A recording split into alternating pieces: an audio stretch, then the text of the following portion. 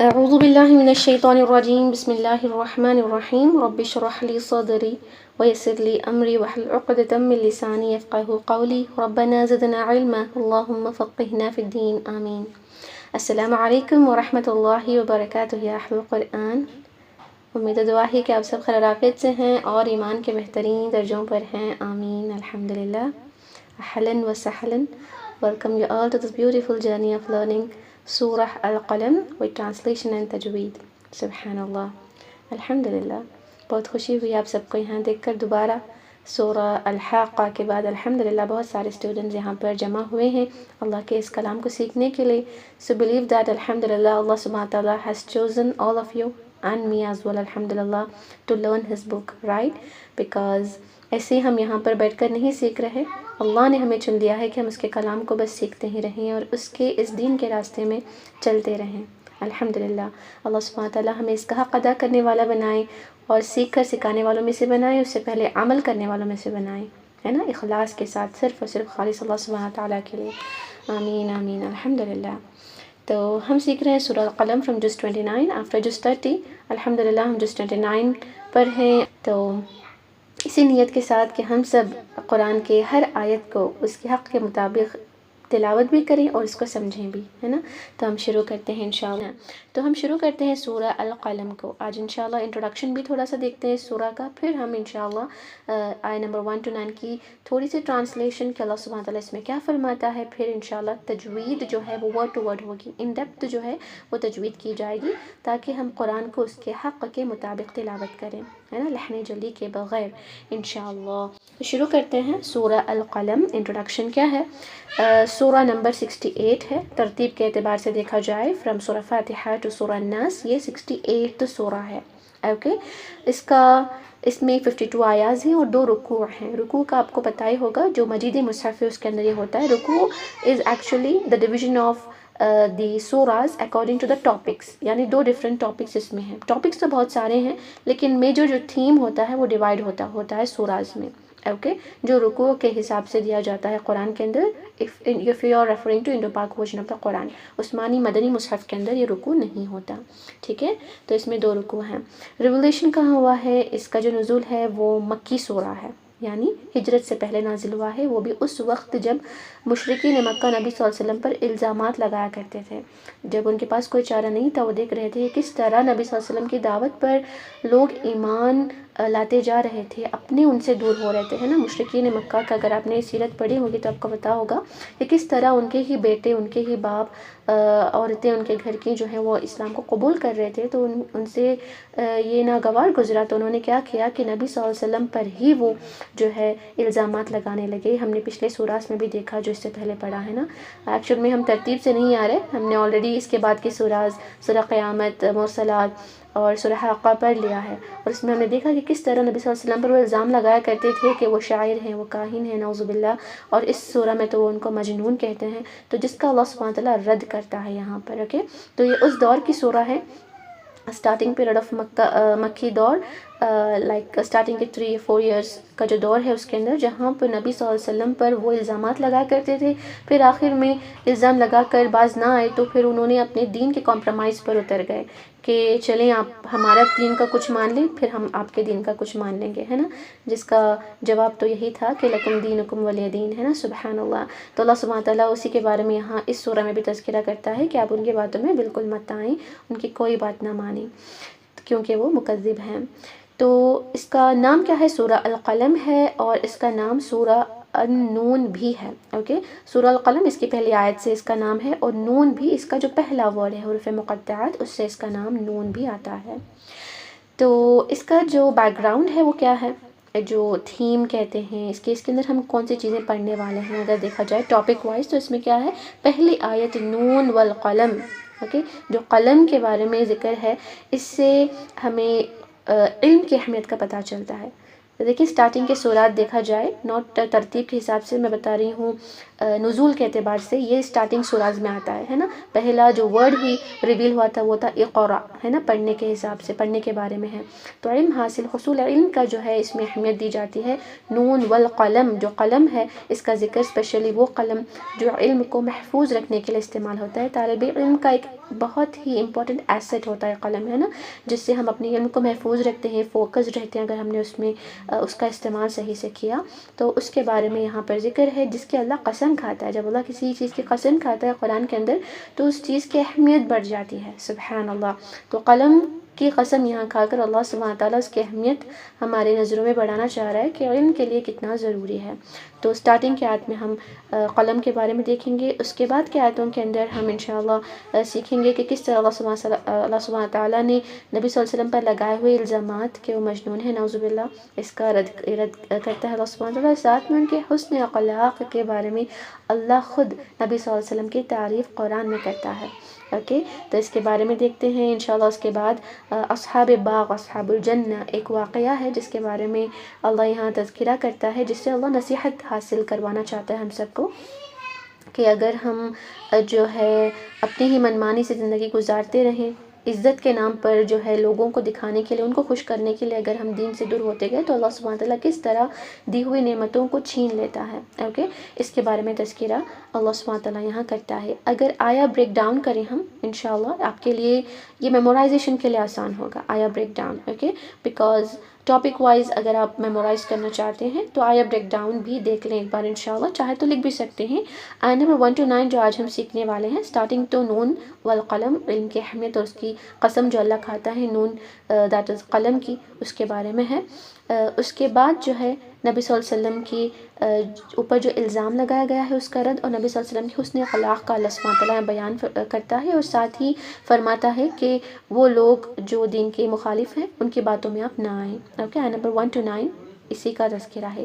آیت number 10 to 16 ایک مکہ کے ایسے شخص کے اخلاق کے بارے میں، اوکے، اس کے کردار کے بارے میں۔ اخلاق تو حسن اس کا بالکل نہیں ہے، اس کے بعد اخلاقی اور اس کی جو ہے کہ اس کا جو بد کرداری ہے وہ کتنا کس طرح کا اس کے فیچرز ہیں، اس کے اخلاق ہے، اس کا کردار کس طرح ہے، جس شخص کے بارے میں مکہ والے تو بہت خوب واقف تھے۔ تفسیر میں ڈیفرنٹ نیمز آئے ہیں، انشاءاللہ جب اس کی ہم ٹرانسلیشن سیکھیں گے تو اس کا نام بھی یہاں میں بتاؤں گی، لیکن اللہ نے اس قرآن کے اندر اس کا نام نہیں لیا، اللہ نے چھپا لیا ہے نا، تو بہتر ہے کہ ہم بس سمجھیں کہ کوئی ایک انسان تھا جس کا اللہ کردار بیان کرتا ہے۔ اگر دیکھا جائے نا، وہ انسان اسلام کا مخالفین میں سے تھا، ہے نا، تو اگر وہ فیچرز جب ہم پڑھیں گے انشاءاللہ نمبر 10 to 16 میں، تو اب اس وقت دشمن دین جو ہیں اگر آپ ان کو سامنے رکھ کر ان کے کیریکٹرسٹکس کو ٹیلی کریں نا تو بالکل سیم لگے گی، ایسا لگے گا کہ یہ بھی وہی انسان ہے۔ یعنی ان آیتوں سے ہمیں ایسا لگے گا کہ اللہ سبحانہ تعالیٰ دشمن دین کے جو اخلاقات ہوتے ہیں، جو ان کے کردار ہوتی ہے، اس کے بارے میں یہاں بیان کر رہا ہے۔ سبحان اللہ، کتنا گہرا ہے نا، صرف انٹروڈکشن سننے سے ہی ایک کیوریاسٹی بڑھ رہی ہے کہ ہم کیا کیا سیکھنے والے ہیں۔ سبحان اللہ، سمندر ہی ہے نا، خزانے ہی خزانے ہیں، سبحان اللہ۔ آیت نمبر 17 to 33 کے اندر ہم دیکھیں گے ایک واقعہ، سبحان اللہ، بہت ہی ڈیٹیل میں اللہ سبحانہ تعالیٰ واقعہ یہاں پر بیان فرماتا ہے، ورڈ بائی ورڈ اگر آپ سیکھیں گے نا بہت ہی آپ کو بہترین انداز سے آپ کو پتہ چلے گا کہ کس طرح اللہ سبحانہ تعالیٰ ایک نعمت دیتا ہے، جب ہم اس کی ناشکری کرتے ہیں تو وہ کس طرح چھینتا ہے، جیسے ایسے چھینتا ہے جیسے کہ وہ تھا ہی نہیں ہمارے پاس، ہے نا۔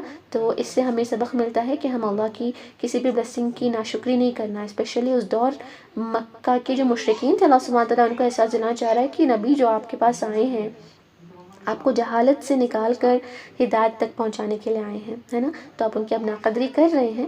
تو اگر ہم نے ان کو یہاں سے نکال دیا، یعنی مکہ والوں کو، کہ ان کو نکال کر یہاں سے مدینہ بھیج دیا ہجرت کے بعد، جو آبویسلی ہونے والا ہے، تو آپ کے ساتھ جو ہے بہت آپ ان کو کھونے والے ہیں، ہے نا۔ اس کا احساس اللہ دلانا چاہ رہا ہے کہ آپ کے پاس جو نعمتیں ہیں آپ ان کا قدر کریں۔ آیت نمبر 34 سے 47 کے اندر کفار کو مسلسل اللہ سبحانہ تعالیٰ نصیحت دے رہا ہے، بتا کر کہ کس طرح کا عذاب ان کو دیا جائے گا اگر انہوں نے نہیں مانا تو، اوکے۔ پھر لاسٹ کے آیتوں میں اللہ سبحانہ تعالیٰ حضرت یونس علیہ السلام کا تذکرہ کرتا ہے، سبحان اللہ، کہ کس طرح انہوں نے تھوڑی سی جلد بازی کی، ہے نا۔ ان کا مثال دے کر نبی صلی اللہ علیہ وسلم کو صبر سکھاتا ہے کہ آپ بھی جلد بازی نہ کریں، کہ وہ بالکل بھی چھوڑ کر چلے گئے تھے، ہے نا۔ پھر مچھلی ان کو نگل گئی، یہ واقعات آپ کو پتہ ہی ہوگا، جس کو ہم انشاءاللہ ڈسکس کریں گے جب آیتیں آتی ہیں۔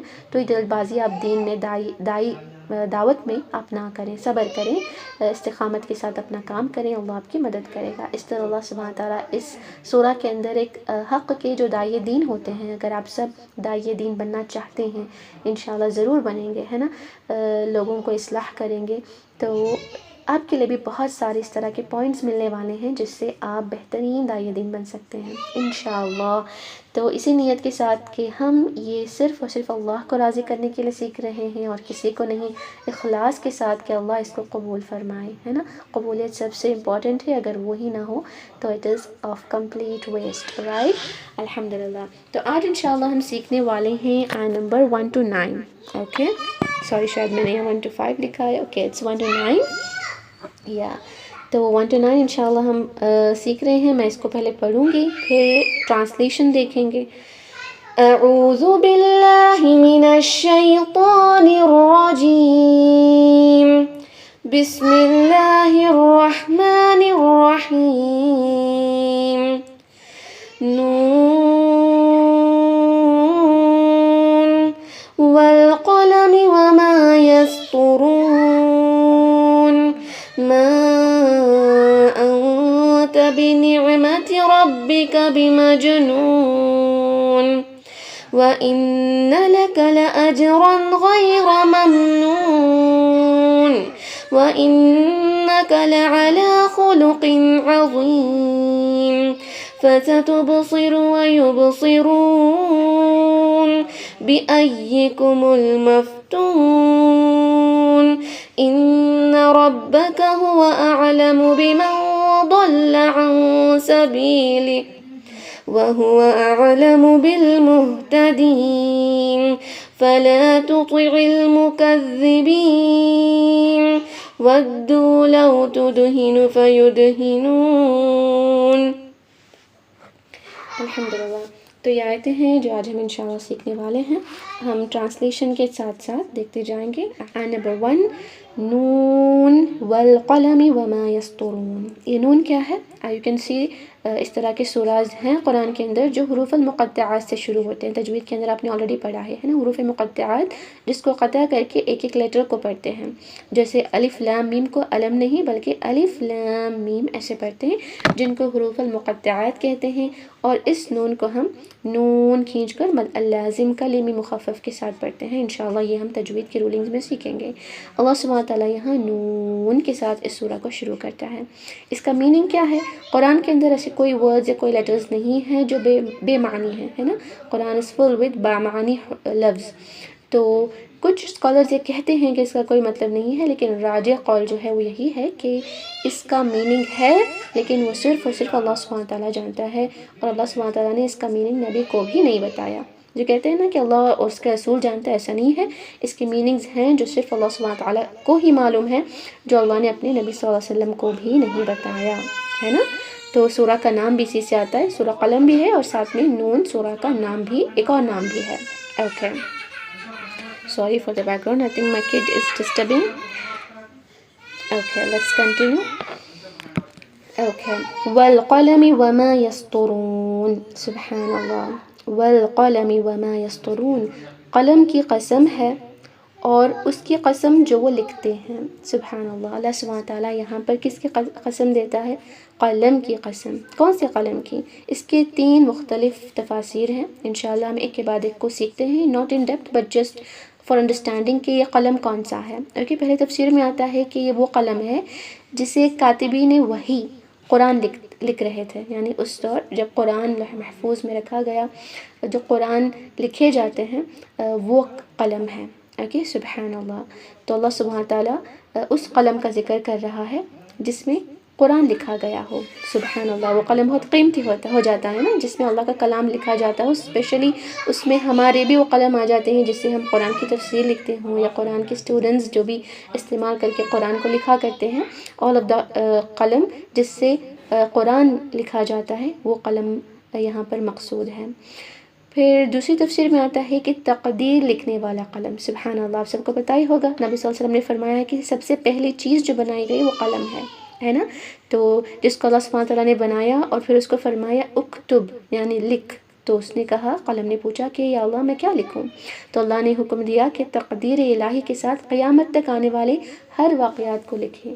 اوکے، تو قلم نے ان ساری چیزوں کو لکھا ہے نا. روایات سے اور احادیث سے پتہ چلتا ہے کہ آسمان و زمین کے پیدا ہونے سے 50,000 سال پہلے ہی جو ہے تقدیر لکھ دی گئی تھی اس قلم سے. سبحان اللہ. تو یہ وہ قلم کے بارے میں بھی ہے نا. اس سے دیکھیں علم کی اہمیت کا بھی پتہ چلتا ہے کہ کس طرح اللہ سبحانہ تعالیٰ نے قلم کا یہاں تذکرہ کیا، جو چیزوں کو محفوظ کرتا ہے، جو علم کو محفوظ کرتا ہے نا. اسٹوڈنٹس کے لیے بہترین ایسٹ ہے.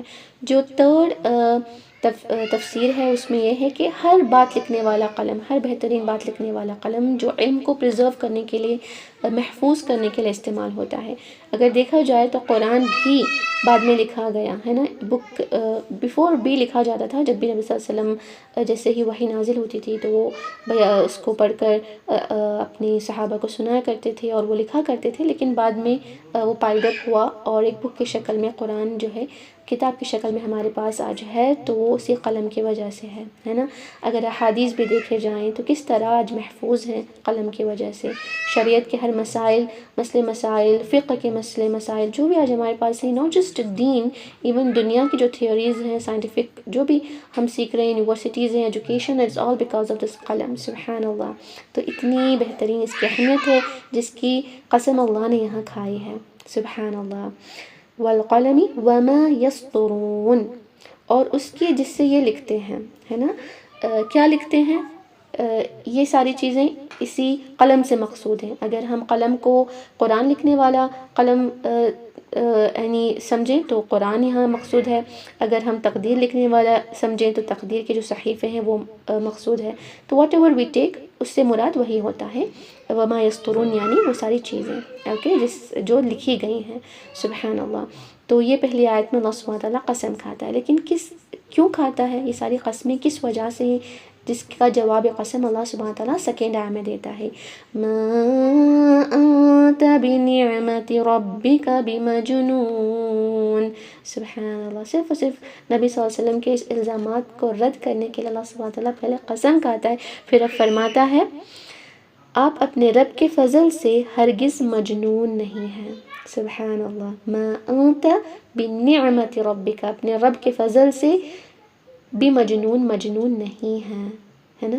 سبحان اللہ. اللہ سبحانہ تعالیٰ کفار مکہ جو نبی صلی اللہ علیہ وسلم پر الزام لگاتے تھے تو ان کو کہتا ہے کہ کیا آپ نے کبھی کسی مجنون کو نہیں دیکھا، کسی دیوانے کو نہیں دیکھا کہ وہ کس طرح بات کرتا ہے؟ کیا اس کی باتیں اس طرح اثر کرتی ہیں جس طرح نبی صلی اللہ علیہ وسلم سے پڑھا ہوا قرآن آپ کے دلوں کو اثر کرتا ہے نا.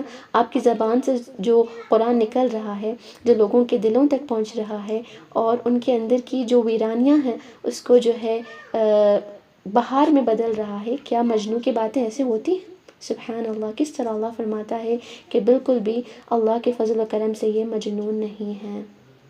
پھر اللہ فرماتا ہے وَإِنَّ لَكَ لَأَجْرًا غَيْرَ مَمْنُونَ، اور یقیناً آپ کے لیے نہ ختم ہونے والا اجر ہے. نبی صلی اللہ علیہ وسلم کو تسلی دے رہا ہے اللہ کہ یہ ہمارے لیے بھی تسلی ہے. اسپیشلی جب بھی آپ کوئی بھی دین کا کام کرنے جائیں، مخالفتیں ہوں گی، رکاوٹیں آئیں گی، الزامات لگیں گی ہے نا. یہاں اللہ سبحانہ تعالیٰ فرما رہا ہے نبی کو، یعنی وہ اللہ تسلی دے رہا ہے کہ آپ پر الزام لگانے والوں کو جو بولنا ہے بولنے دیں ہے نا. ان کے جو الفاظ ہیں، لوگوں کی باتیں ہیں، اس سے آپ بے نیاز ہو جائیں. بس دین کا کام آپ کرتے رہیں کیونکہ آپ کے لیے کیا ہے؟ اجر ہے. وہ بھی کیسا؟ غیر ممنون، جو کبھی ختم نہیں ہوگا. اس طرح کا اجر آپ کو ملنے والا ہے. سبحان اللہ. کتنا بہترین اسپیشلی دین کا کام کرنے والوں کے لیے تسلی ہے نا. جس کا اللہ فرماتا ہے کہ وہ جو باتیں کرتے ہیں، دین کے مخالفین آپ کے ساتھ جو رویہ رکھتے ہیں، آپ کے ساتھ الزامات لگاتے ہیں، ان کو وہ کرنے دیں جو وہ کر رہے ہیں. لیکن آپ جو ہے بس اپنے دین کا کام جاری رکھیں ہے نا. اتنی الزامات اس وقت نبی صلی اللہ علیہ وسلم پر لگا رہے تھے. اگر کوئی انسان نے سارے کام دنیاوی فائدے کے لیے کرتا تو وہی چھوڑ دیتا ہے نا. اسپیشلی اگر آپ کے مائنڈ میں کبھی آپ دین سیکھنے نکلیں یا دین سکھانے نکلیں، آپ کو اختلافات کا سامنا کرنا پڑے گا ہے نا. خاندان میں ہی لوگ باتیں کرتے ہیں کہ ہاں آج کل یہ زیادہ پابند ہو گئی ہے نا. اس طرح کی باتیں کرتے ہیں جس سے آپ کو شرمندگی محسوس کروانا چاہتے ہیں. اگر آپ رک گئے تو اس کا مطلب آپ جو بھی سیکھ رہے تھے، سکھا رہے تھے، وہ لوگوں کو دکھانے کے لیے سکھا رہے تھے ہے نا. ایسا نہیں کرنا ہے، آپ نے صبر کرنا ہے۔ وہی اللہ سبحانہ تعالیٰ یہاں سکھا رہا ہے وَإِنَّ لَكَ لَأَجْرًا غَيْرَ مَمْنُونٍ۔ آپ ان کی باتوں کو بس بے نیاز کر دیں، آپ سنیں نہیں، وہ جو کہہ رہے ہیں وہ کہنے دیں، کیونکہ آخر میں انہیں پتہ چل جائے گا کہ آپ سچے تھے، ہے نا۔ لیکن آپ اس دین کے کام کو جاری رکھیں، کیونکہ نبی صلی اللہ علیہ وسلم یہ کام اللہ کے لیے کر رہے تھے، دنیاوی فائدے کے لیے نہیں کر رہے تھے، تو انہیں سارے اختلافات کا کوئی اثر نہیں ہوا، سبحان اللہ۔ تو اللہ سبحانہ تعالیٰ اب کیا فرماتا ہے وَإِنَّكَ لَعَلَىٰ خُلُقٍ عَظِيمٍ۔ بہترین آیت ہے، اس سورہ کی بہترین آیت ہے جو مجھے بہت پسند ہے، وَإِنَّكَ لَعَلَىٰ خُلُقٍ عَظِيمٍ، اور بے شک آپ یقیناً عظیم و شان خلق کے مالک ہیں۔ یعنی اللہ سبحانہ تعالیٰ جو خالق ہے وہ اپنی تخلیق کی شاہکار کی تعریف کر رہا ہے۔ جسٹ امیجن، اللہ سبحانہ و تعالیٰ نبی صلی اللہ علیہ وسلم کی یعنی خود اپنی مخلوق کی تعریف کر رہا ہے کہ آپ کی جو اخلاق ہے وہ بڑی عظیم ہے، خلق، سبحان اللہ، خلق عظیم۔ یہاں جو خلق کو اگر ہم تھوڑا سا ان ڈیپتھ دیکھیں، خلق کا مطلب کیا ہے؟ خلق کا جو روٹ ورڈ سے میننگ جو بنتی ہے نا، اس کا مطلب ہے پرانا ہو جانا، یعنی ایسی چیز جو عادت بن جائے۔ اگر آپ اخلاق دیکھیں، ایک وہ ہوتی ہے جو ہم دکھانا چاہتے ہیں، دکھاوا کرتے ہیں نا، کہ اپنوں سے کچھ اور رویہ، غیروں سے کچھ اور رویہ، جس کے سامنے ہم بڑا بننا چاہتے ہیں ان کے ساتھ ہماری جو ٹون ہوتی ہے وہ الگ ہو جاتی ہے۔ اگر ہمارا جو انداز بات کرنے کا یا ہمارے اخلاق کا غریبوں کے ساتھ، مسکینوں کے ساتھ الگ ہے، امیروں کے ساتھ الگ ہے نا، فرینڈس کے ساتھ الگ ہے، غیروں کے ساتھ الگ ہے، اگر ایسا ہے تو یہ وہ اخلاق نہیں ہے نا۔ یہاں خلق کا جو مطلب ہے وہ پرانا ہو جانا ہے، یعنی ایسی اخلاق جو آپ کے فطرت میں آ جائے، سبحان اللہ۔ جس شخص کی فطرت میں سخاوت ہو، شجاعت ہو، حیا ہو، اور وہ اس طرح تقویٰ ہو جو اس کے اندر بس گئی ہو، یعنی تھوڑا بھی اوپر کہتے ہیں نا، نو بٹرنگ ایٹ آل، نتھنگ، اوپر کی جو شو آف کائنڈ آف اخلاق ہے، بالکل نہیں۔ کیونکہ نبی صلی اللہ علیہ وسلم کی اخلاق دیکھیں ایسی تھی کہ دشمن بھی ان کی تعریف کیا کرتے تھے۔ ایسے نہیں کہ ہمارے جیسے کہ اپنے تعریف کریں، پرائے لوگ کہیں کہ نہیں ایسی ہے ویسی ہے نا، بیکاز ہمارا کیا ہوتا ہے کہ کبھی ہم کسی کے ساتھ کچھ اور، کسی کے ساتھ کچھ اور ہوتے ہیں، ایسی اخلاق نہیں۔ ان کا اخلاق ایسا تھا، سب سے حسین اخلاق ہے نا، سبحان اللہ، جس کے بارے میں اللہ سبحانہ تعالیٰ خود فرماتا ہے کہ خلق عظیم، عظیم کا بھی ذکر ہے، یہ وہ عظیم صفت ہے جو اللہ کی ہے نا، لیکن وہ بالکل ڈیفرنٹ ہے، مخلوق کا جو عظیم ہے وہ، اور اللہ سبحانہ تعالیٰ کا العظیم ہونا وہ بالکل ڈیفرنٹ ہے۔ یہاں عظیم کا مطلب کیا ہے کہ اس کا مطلب تفسیر میں یہ آتا ہے کہ جو انسان کے لیے ورڈ عظیم یوز کیا جاتا ہے، اس کا مطلب یہ ہے کہ ایسا انسان جس کے کام کرنے کی رفتار اس کے بلند عزم ہو، یعنی اس کا حوصلہ بڑا ہو، بہت بڑا حوصلہ، بہت عظیم حوصلہ، اور کام کرنے کی رفتار بھی اتنی ہی عظیم۔ ایسا نہیں کہ ہر چیز کو ڈیلے ٹال کر کرے، ہر چیز کو اپنے وقت پر اور بلندی والا حوصلہ کے ساتھ جو کام کرتا ہے اس کو العظیم کہتے ہیں، مخلوق کے اعتبار سے۔ خالق کے اعتبار سے بالکل الگ ہے، آپ کو پتہ ہی ہوگا، العظیم دا موسٹ پاورفل ہے نا، سبحان اللہ۔ تو اللہ سبحانہ تعالیٰ نے کتنے 2 بیوٹیفل ورڈ سے نبی صلی اللہ علیہ وسلم کے اخلاق کو یہاں بیان کیا ہے۔ یہ ایسی اخلاق ہے جس کو اگر میں آسان لینگویج میں کہوں، تکلف کرنے کی ضرورت نہ پڑے۔ ہم کبھی کبھی کرتے ہیں نا کہ کسی کے سامنے اچھا بننے کے لیے بہت تکلف کر رہے ہوتے ہیں نا، یہ بے تکلف والی اخلاق ہوتی ہے، کوئی دکھاوا نہیں، فطری اخلاق، اتنی حسن اخلاق کہ وہ آپ کی فطری عادت بن جائے، سبحان اللہ۔ نبی صلی اللہ علیہ وسلم کی ایسی اخلاق کے بارے میں اللہ سبحانہ تعالیٰ نے یہاں ذکر کیا ہے کہ ان کے الزامات چاہے جو بھی ہونا بھی کتنے خاموش تھے اور دین کا کام کرتے جا رہے تھے۔ داعیے دین کو ایسا ہونا چاہیے، کتنے بھی آپ کے پاس اختلافات آئیں، ہم نے جو ہے اس کو پلٹ کر جواب نہیں دینا ہے نا۔ واٹر جب بہت ہی سائلنٹ ہوتا ہے تو اچھا رہتا ہے، اگر آپ اس کو شیک کرنے لگیں تو ہے نا، ہلچل میں ساری چیزیں ادھر ادھر ہو جاتی ہیں۔ بس ہم دین کا کام اللہ کے لیے کر رہے ہیں، چاہے الزامات کتنے بھی لگائیں، جتنے بھی مشکلات آئیں، بس اللہ کے لیے کام کرتے جائیں۔ اللہ آپ کو کیا دے گا؟ جس کے بارے میں یہیں پر ہے غیر ممنون، اجرن غیر ممنون، ہے نا، ایسا اجر جو کبھی ختم نہیں ہونے والا ہے، یعنی جنت ہے نا، سبحان اللہ، جو کبھی ختم نہیں ہونے والی ہے۔ تو پھر اللہ سبحانہ وتعالیٰ کیا فرماتا ہے فَسَتُبْصِرُ وَيُبْصِرُونَ، بس ان قریب آپ بھی دیکھیں گے اور وہ بھی دیکھیں گے، ہے نا۔ آج آپ خاموش رہ جائیں، وہ جو کہتے ہیں بس آپ اس کو نظر انداز کریں اور اپنا کام اب کرتے جائیں، بس وہ بھی دیکھیں گے اور آپ بھی دیکھیں گے۔ کیا آپ دیکھیں گے اور وہ دیکھیں گے؟ نیکسٹ آیت میں اللہ فرماتا ہے بِأَيِّكُمُ الْمَفْتُونُ، اللہ اکبر، کہ تم میں سے کون فتنے میں ڈالا ہوا ہے۔ یہاں پر جو مفتون ورڈ ہے یہ مجنون ورڈ سے ہی لیا گیا ہے، یعنی اس کا مطلب ہوتا ہے کہ اگر اس کا کریکٹ ٹرانسلیشن دیکھا جائے مفتون کا، یہ وہ دیوانہ ہے جس کو شیطان نے گمراہ کر دیا ہو، شیطان نے فتنے میں ڈال دیا ہو، اس کو مفتون کہتے ہیں۔ تو یہ لوگ نبی صلی اللہ علیہ وسلم کو مجنون کہہ رہے تھے، تو اللہ سبحانہ تعالیٰ فرماتا ہے کہ آپ اب خاموش رہیں، ان کے باتوں کو آپ سیریسلی نہ لیں، اپنے دین کا کام کرتے رہیں، بس عنقریب فَسَتُبْصِرُ، وہ بھی دیکھیں گے اور آپ بھی دیکھیں گے، کیا دیکھیں گے کہ کون اصل میں جو ہے مجنون ہے، کون اصل میں گمراہ ہے نا، کون اصل میں فتنے میں ہے۔ اللہ اکبر، کل جب حقیقت کھلے گی، جب حشر برپا ہوگی، تو پتہ چل جائے گا کہ مجنون کون تھا، ہے نا۔ اللہ کو ایک کہنے والا، اللہ کے راستے پر چلنے والا، اس کو ڈرنے والا مجنون تھا، اس کو ڈرنے والا تھا، یا اللہ سبحانہ تعالیٰ کے خلاف جانے والا مجنون تھا۔ کل پتہ چل جائے گا کہ بتوں کو پوجنے والا مجنون تھا یا اللہ کو پوجنے والا، اللہ کی عبادت کرنے والا، ہے نا۔ کل پتہ چل جائے گا کہ اللہ کو ڈرنے والا مجنون تھا یا اللہ کے علاوہ لوگوں کو ڈر ڈر کے اسلام سے دور ہونے والا مجنون تھا۔ ایسا ہوتا ہے نا کہ کبھی ہم اپنی عزت کے مارے جو ہے دین سے دور ہوتے ہیں، even though not just talking about non Muslims, even being Muslims, ہم صرف حجاب کہیں کہیں جگہ اس لیے نہیں کرتے کہ اس پارٹی میں یا اس جگہ حجاب پہننے والوں کو کم تر سمجھا جاتا ہے، یہ سوچ کر ہم حجاب نکال دیتے ہیں لوگوں کو راضی کرنے کے لیے۔ اللہ اکبر، بالکل بھی نہیں، یہ ساری چیزیں ہم بس ہمیں نیچا ہی نیچا دکھاتا جاتا ہے، اس سے ہم آگے بڑھنے والے نہیں ہیں۔ یہ آگے آپ آیتوں میں دیکھیں گے انشاءاللہ، آج ہی کی آیتوں میں جہاں اللہ فرماتا ہے کہ ان کی باتوں میں نہ آئیں، ہے نا، سبحان اللہ۔ اس کے بعد اللہ فرماتا ہے ان ربک هو اعلم بمن ضل عن سبیلہ، سبحان اللہ، بے شک آپ کا رب خوب جانتا ہے کہ راہ سے کون بھٹکا ہوا ہے، بمن ضل یعنی بھٹکا ہوا ہے، ہدایت کے راستے سے کون بھٹک گیا ہے، اللہ اس کے بارے میں خوب جانتا ہے، اور اللہ یہ بھی جانتا ہے وَهُوَ أَعْلَمُ بِالْمُهْتَدِينَ، کہ کون ہدایت یافتہ ہے، کون ہدایت کے راستے میں ہے، اللہ سبحانہ تعالیٰ اس کا بھی علم رکھتا ہے، اور اللہ یہ بھی بہتر جانتا ہے کہ کون سیدھے راستے سے بھٹک گیا ہے نا۔